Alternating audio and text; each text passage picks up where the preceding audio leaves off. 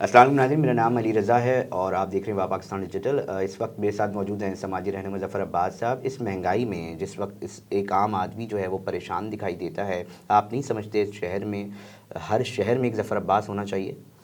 कोई ज़फ़र अब्बास वगैरह नहीं। हुकूमत को ग्रांट देनी है, मर गए लोग। एक ज़फ़र अब्बास, 100 ज़फ़र अब्बास, 1 लाख ज़फ़र अब्बास, 1 करोड़ अबे 5 करोड़ की आबादी के शहर को कोई मानने को तैयार नहीं है। एक मरदमशुमारी, 2 मरदमशुमारी, किसी में 1 करोड़ कम कर देते हैं, किसी में 2 करोड़, किसी में कहते हैं जाओ 70 लाख बढ़ा दिए, कहते हैं 7 लाख बढ़ा दिए।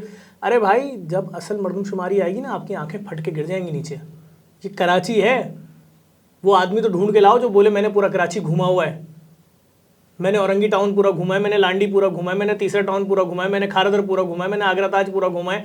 अरे मलिर, शाह फैसल, ये 4-5 नाम आपने याद कर लिए। कराची बहुत बड़ा है। जब तक असल फिगर सामने नहीं आएगा, आप यहाँ के मसाइल कैसे देखेंगे? 150 रुपये लीटर वाला कुकिंग ऑयल 600 रुपये लीटर, यानी वो जो 1800 या 1500 रुपये में आप 12 थैली कुकिंग ऑयल घर में ले आते थे, 12 लीटर, आज अगर आप 12 लीटर घर में लेकर आ रहे हैं तो उसके लिए आपके 7-8 हज़ार रुपये लगेंगे भाई। ज़फ़र भाई, आपने लाखों की राशन तकसीम किया, मगर उसके बावजूद भी हमें ऐसा महसूस होता था कि बहुत कम पड़ रहा है। तो जो जिन लोगों तक नहीं पहुंच पा रहा और लोग अभी भी परेशान हैं, तो उनका कौन करेगा फिर? मैं आपसे बार बार कह रहा हूँ, कौन मौन करेगा? कि फिल्म से बाहर आ जाओ भाई। ग्रांट संभलने के लिए ग्रांट चाहिए, तो सरकार दे चलाने के लिए ग्रांट, नहीं है। 6 महीने की ग्रांट दे मिनिमम। लोगों के घरों की बिजली कटी हुई है, नहीं दे सकते पैसा, किस्तें कराने जा रहे हैं, बिजली के बिलों की नहीं हो रही, सर पीटते फिर रहे हैं कि घर में 4 पंखे, 4 ट्यूबलाइटें, 1 फ्रिज, 1 स्त्री है, बिल कैसे आ गया 2.5 लाख का? किसके आगे जाके अपना सर मारे? ना किस्तें हो रही हैं, ना उसको अदा किया जा रहा है, बिजली अलग कट जाती है अगर 2 दिन बिल जमा ना कराओ। बच्चों के स्कूल से एडमिशन कैंसिल हो गए, 4-4 महीने की फीसें चढ़ी हुई है, वैन वाला आके बदमाशी कर रहा है कि 4 महीने के पैसे दो। लोग जाएं तो जाएं किसके पास भाई? राशन किस किस से उधार पे लें? जिन दुकानों से उधार का खाता नहीं था, वहां से भी खाते ऑन कर दिए। अब वो दुकान वाला चक्कर लगा रहा है, मैंने तो नया कस्टमर समझ के आपको उधार दे देता, आज 3 महीने हो गए, पैसे दो। मैं कौन सा बड़ी दुकान वाला हूं भाई? तो लोगों के हालात बचे ही कुछ नहीं भाई। ये 90 रुपए लीटर बाइक में पेट्रोल डलवाते थे, आपने 300 रुपए लीटर कर दिया। कैसे जिंदा रहेंगे भाई? कौन इनके पीछे खड़ा हुआ है? आटे की थैली 300 रुपए की 10 किलो आती थी, आपने उनको भी हजारों में पहुंचा दिया। बात यह कि लोग कैसे जिंदा रहेंगे? जो लोग कल तक 300-400 रुपए किलो के अंदर गोश्त ले आते थे अपने घरों में 1-1.5 साल पहले, आज उनके घरों में चने की दाल नहीं आ रही इस रेट में। ये कहाँ का इंसाफ है भाई? अच्छा, आपने इसमें कोशिश करते दिखाई दी है, हमने देखा कि आईटी का एक सोच जो है आपने दी है, क्या वो अब कारामद साबित होगी आप समझते हैं? क्योंकि उसके अंदर भी तो देखें, टाइम तो उसमें लगेगा ना ज़फ़र भाई। दूसरा कोई रास्ता नहीं है भाई, दूसरा कोई रास्ता नहीं है। मैंने नहीं बोला लोगों को कि तुम जाके रोडों के ऊपर उछल कूद करो और कोई ऐसी उल्टी सीधी हरकत करके। मैंने कहा भाई सीधे सीधे आओ, इसी मोबाइल से, इसी लैपटॉप से ये कोर्स करो हमारे पास, ई कॉमर्स का, दराज, ईबे, अमेजोन, इसकी ट्रेडिंग करो बैठ के, बगैर पैसा लगाए करो। महीने के $200-400 कमा लो। $400 का मतलब लाख-1.25 लाख रुपए। घर से मुफलिसी, बेरोजगारी का खात्मा करो। माँ बाप अगर बीमार है, इलाज करा दो यार, फिर कल को रोना नहीं कि माँ 3 साल बगैर इलाज के रही और मर गई, क्यों? पैसे ही नहीं थे। तो आओ, दे रहे हैं ऑप्शन भाई। तो हम तो अब इसका लाइन पे काम कर रहे हैं। 3.25 लाख बच्चों को एडमिशन दिया है जेडीसी फ्री आईटी सिटी में, गवर्नर सिंध के प्रोग्राम में शामिल है, वहाँ 5 लाख बच्चों ने फॉर्म भरा है। वहाँ भी कंटेनर के कंटेनर कुर्सियाँ खरीद रहे हैं, उतार रहे हैं ताकि लोग पढ़े आए। मैटर सिर्फ इतना है, रास्ता कोई नहीं है। ग्रांट दे हुकूमत, ग्रांट, एक बड़ी ग्रांट दे कि वो तुम्हारे घर का किराया रह गया है 7 महीने का, ये हमारा डिपार्टमेंट है, जाओ जल्दी से उतरवाओ, सुकून में आओ। अरे भाई, जब मालिक मकान के खौफ से घरों के अंदर छुपे रहेंगे, बाहर ताला लगा देंगे, पूरा घर खौफसदा होगा, तो 3-3, 4-4, 5-5 दिनों में नफसियाती मरीज हो जाएंगी पूरी पूरी फैमिलियाँ। भाई इनका कसूर क्या था? किसके पास जाए? हुकूमत की तरफ तो देखेंगे भाई, आप माँ हो, आप बाप हो, हमारा कुछ करो ना। तो हुकूमत कोशिश कर तो रही है, IMF के जरिए उन्होंने प्लान ले तो रही है। वो कह रहे हैं, अब हमने कल ही बयान चल रहा था वज़ीर आज़म साहब का कि अब बहुत बड़े मुश्किल से हमने जो है वो निकाला है। यार मुझे नहीं मालूम ये सब चीज़ें, ना मेरी इतनी जहनी हालत है कि मैं ये सब चीज़ें समझ सकूँ। मैं इतना जानता हूँ मेरे लोग मर रहे हैं, मेरे लोग मुसीबत में, मेरे लोगों के हालात अच्छे नहीं है, मेरे लोग अब बाइक पे सफ़र नहीं। देखिए, मैं ये जानना चाह रहा हूँ, आप रियासत की जिम्मेदारी उसको बता रहे हैं, मगर मैं ये जानना चाह रहा हूँ और लोग भी ये जानना चाह रहे हैं कि एक ज़फ़र अब्बास डायलिसिस सेंटर बना देगा चंद, कुछ स्कूल बना देगा चंद, कुछ और चीज़ें कर लेगा, राशन तकसीम कर लेगा, मगर एक ज़फ़र अब्बास से मसला हल नहीं हो रहा, ग्रांट नहीं मिल रही। कोई तीसरा रास्ता आपको दिखाई दे रहा है? कोई रास्ता नहीं है, कोई रास्ता नहीं है। तो खुदकुशियाँ करने पर फिर मजबूर हो रहे हैं, फिर खबरें चलाते हैं, फिर लोग बुरा मानते हैं कि ये आप खबरें क्यों चला रहे हैं। मैंने तो कल वीडियो देखी है कि वो किसी ने अपना इलेक्ट्रिक तराजू किसी लड़के के पास रखवा दिया था, उसको वापस मांगने के लिए उठा के ले गया, उसको रेंटे कार के अंदर इतना मारा मार दिया 3 बहनों के इकलौते भाई को। ये हम जा किधर रहे हैं? ये दरिंदे कहाँ से पैदा हो रहे हैं माशरे के अंदर? एक बंदा मर रहा है, उसको डंडों से मार रहे हैं, बाकी 4 वीडियो बना बना के हंस रहे हैं। कोई उसकी माँ का नाम लेके गाली बक रहा है, कोई उसकी बहन का नाम लेके गाली बक रहा है। तुम्हारे एक इलेक्ट्रिक तराजू की इतनी औकात थी, तुम मुझसे 35 तराजू ले लो, उस बंदे को जिंदा करके दे दो। 3500 तराजू ले लो, उस बंदे को जिंदा करके दे दो। हम उनकी फैमिली को राजी करते हैं, उसकी लाश तुम्हें दे देते हैं, 1 साल के लिए ले जाओ, जिंदा करके ले आना, 35,000 तराजू हमसे ले लेना। क्या जुल्म है यार, कितना बीमार माशरा हो रहा है।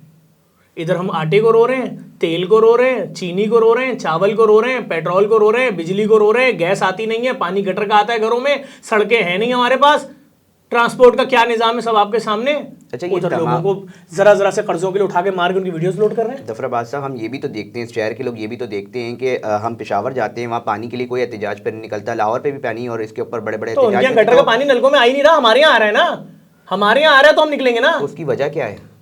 अभी तो बताया कि हमारे नलकों में गटर का, अबे तुम्हारे घर के नलके में गटर का पानी आएगा तुम एहतिजाज करोगे, शोर करोगे? सर, इसके पीछे पूरा वाटर बोर्ड मौजूद है, मैं सरकार जा रही है, तो मगर उसके बावजूद फिर काम क्यों, फिर कहाँ लैकिंग कहाँ हो रही वो है? जाओ सरकारी लोगों से पूछो भाई, मेरा मसला नहीं है सियासी लोगों, मेरा मसला ये है कि मैं एक पाकिस्तानी हूँ, हम टैक्स देते हैं, हमारे लोग टैक्स देते हैं, हमारे बच्चों का राइट है स्कूलों में पढ़ लें, हमारे बच्चों का राइट है नल से साफ पानी निकाल के पी लें, बल्ब ऑन करें तो लाइट होनी चाहिए।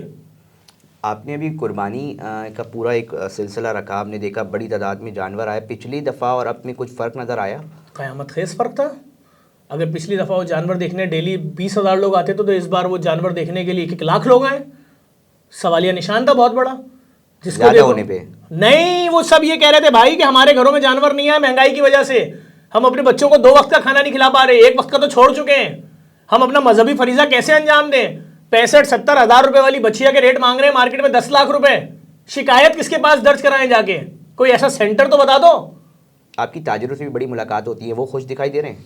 यार कौन खुश होगा यार, मैं आपसे कह तो रहा हूँ, हमारे जितने भी डायलिसिस सेंटर कराची में, जितनी लैब, मुर्दा खाना, यतीम खाने, ओल्ड एज होम, दस्तर खान, एम्बुलेंसें, मैयत बस, जो कुछ भी है, हम जिस बिल्डर को, जिस किसी बिजनेसमैन को फ़ोन करते हैं, बोलता है भाई मेरे फैक्ट्री के 3,000 मुलाजमों की 3 महीने से तनख्वाह नहीं दी, मैंने अपनी इतने 100 एकड़ ज़मीन बेच दी है, मैंने इतने एसेट्स बेच दिए हैं, लोग परेशान हैं।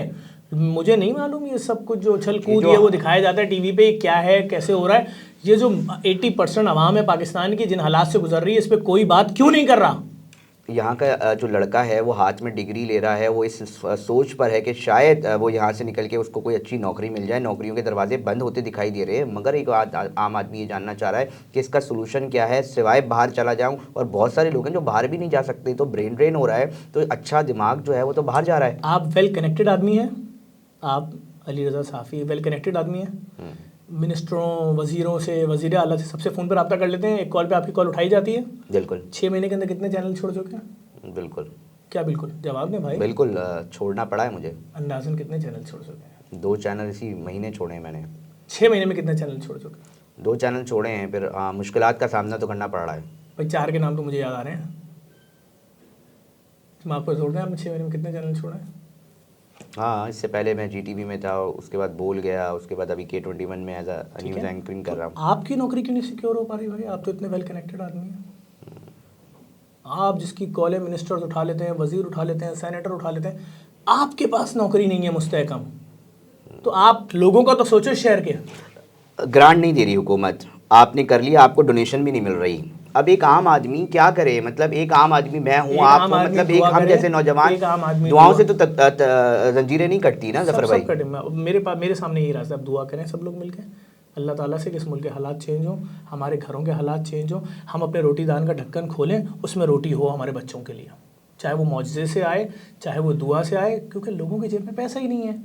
अब बताएं ना, 35,000 रुपये तनख्वाह वाला आदमी अगर 9,000 का बाइक में फ्यूल डलवा लेगा, हॉरेबल है ये, बहुत हॉरेबल। अगर वो गटर का पानी नहीं पिलाए अपने बच्चों को, 2 नंबर किसी आरओ प्लांट का पानी पिलाए, तो 9-8 हज़ार तो उसका भी बिल आएगा महीने का। सारे माफियाज भी तो हैं। अगर हम हेल्थ सेक्टर के अंदर जा रहे हैं तो उसके अंदर से चले छोड़ें, जो माफियाज हैं स्कूल के अंदर जा रहे हैं तालीम लेने के लिए, उसके अंदर हमें माफियाज दिखते हैं। मतलब हर जगह ईच एंड एवरीथिंग पे एक सेक्टर दूसरी तरफ खड़ा हुआ है, उसको हम तोड़े कैसे? मैंने हल बताया ना, मैंने हल बता दिया, दुआ। जरूर भाई, दुआ से तो कुछ नहीं होना ना, दुआ से ही होगा सब कुछ। बाकी आप क्या समझ रहे हैं? या तो फिर जाएं आप जलसों में नारे लगाएं जो आप करते रहे। वो तो एक अरसे से नारे लग रहे हैं, उसका तो हल नहीं निकले। लगाएं, रास्ता मेरे सामने कोई नहीं है। मुझे बताए ना कोई आके कि जिनके घरों की बिजलियाँ कट गई, किसी का 18,000 बिल है। 18,000 कोई चीज़ है? $40 $50 के लिए घर की बिजली कटी हुई है। क्या समझते हैं शदीद गर्मी में, 50 डिग्री गर्मी में, 45 डिग्री गर्मी में पूरी पूरी फैमिलियां पड़ी हुई हैं 2-2 कमरों के फ्लैटों में, कोई पूछने वाला नहीं है। यार क्या बात कर रहे हो? कपड़े धोने के पाउडर का रेट तो देख लो। लोगों की हालत क्या कर दी मिडिल क्लास फैमिलीज की यार। ना तनख्वाहें बढ़ रही हैं ना तनख्वाहें मिल रही हैं। आपने महंगाई 800 900 गुना ज्यादा कर दी है और किसी को भी शर्म नहीं आ रही इस बात पे, किसी को शर्म नहीं आ रही है। उलझा के रखो, तुम जबान के नाम पे लड़ते रहो, तुम मसलक के नाम पे लड़ते रहो, तुम मजहब के नाम पे लड़ते रहो, बस इधर लगे रहो। ये नहीं पूछना घर में तुम्हारे भूख जो है उसका हल क्या है। सब खुश है, लड़ो। यार क्या है यार। राशन की तकसीम ठीक है, आपकी जितनी हैसियत थी आपने किया, उसमें आपने लोगों को भी इंगेज किया। आप मेरे इदारे के छोड़े चीजें, हम जो कर रहे हैं भाई। मैं आप एंकर हो यार, मैं तो एक आम सा आदमी हूं भाई। आम आदमी की ये मेरी चीजें आप साइड रखें, आप मुझे रास्ता बताएंगे जफर साहब, इस रास्ते पे चलिए, लोगों के हालात बेहतर हो जाएंगे। हम कुछ नहीं कर सकते, एक फलाई इदारा क्या करेगा? देखें जी, मैं ये समझता हूँ कि ऐवान में जब तक एक गरीब आदमी जाएगा ही नहीं, एक आम आदमी जब तक जाएगा नहीं, तो वो अपने लोगों का हकूक़ के ऊपर कैसे बात कर सकता है। उसके अंदर तो एक वडेरा जा रहा है, उसके अंदर तो एक जागीरदार जा रहा है, इसके ऊपर तवाना आवाज़ भी तो नहीं उठती। और मुझे एक बात ज़ाती तौर पर जाननी है, जब आपकी ज़बाबंदी की गई अदालत के ज़रिए, तो उसके बाद पीछे दूसरा जफ़र अब्बास क्यों नहीं खड़ा हुआ? कोई अपना बैकअप कोई फ़ाइल बनाई है, कल को खुदा ना खास्ता कुछ हो जाता है तो फिर कौन है दूसरा जफ़र अब्बास? नहीं, कुछ हो जाएगा तो ये बड़े एहतमाम के साथ दफनाएंगे, ये मुझे कॉन्फिडेंस है। और दूसरा कुछ नहीं होता भाई। एक बात हमेशा देखिए, काम होना चाहिए, चाहे वो किसी भी ज़रिए से हो, किसी शक्ल में हो, नए अंदाज से हो। ज़रूरी थोड़ी है कि जिस स्टाइल से आप चल रहे हो वैसे ही डिट्टो कॉपी आपको चाहिए अगली। भाई ईदी साहब ने इस कौम के लिए मिसाली काम किया, जिनको देख के आज हम चल रहे हैं। ईदी साहब का इंतकाल हो गया, उनकी लेगेसी को फैसल ईदी साहब लेके चल रहे हैं। उनकी मरहुमा बीवी जब तक जिंदा रही वो लेके चलती नहीं, उनका पोता जो है साद ईदी वो लेके चल रहा है, उनका नवासा अहमद ईदी वो लेके चल रहा है, उनकी बेटी कुलसुम ईदी। तो बात काम वाम नहीं रुकता। लोग आपके दफातर में आ रहे हैं, क्या कहते हैं? मेरे और आपकी फैमिली जैसे लोग आ रहे हैं हमारे दफातर में, जो कल तक डोनेशन दिया करते थे। बस इसके अलावा कोई जवाब नहीं है। सबको कर पा रहे हैं पूरा? कुछ नहीं कर पा रहे, बस आई नहीं है। डोनेशन पे भी फर्क पड़ा है। अरे एक डायलिसिस सेंटर का महीने का 1 करोड़ 20 लाख खर्चा है। 12-13 डायलिसिस सेंटर खुल चुके हैं, 16-18 करोड़ रुपए हर महीने उसके चाहिए। सब फ्री है भाई। फिर वो लैब रेडी हो गई है, अरबों रुपए की मशीनें लगाई हैं, उसका महीने का खर्चा 6 करोड़ रुपए। ब्लड बैंक रेडी हो गया, थैलीसीमिया सेंटर रेडी हो गया, सब फ्री है भाई। पाकिस्तान में कहीं सुना था आज से पहले कि फ्री लैब? और वो भी वो मशीन जो पूरे पाकिस्तान के, ना किसी प्राइवेट अस्पताल में ना सरकारी अस्पताल में। आपका एक बयान आपने सुना था? बिल्कुल नहीं सुना था। नहीं सुना था। लगा दी है, कैसे चलेंगी? पीछे फंड नहीं है। अरे पता नहीं कैसे चल रहा है, मैं तो पागल हो गया हूं भाई।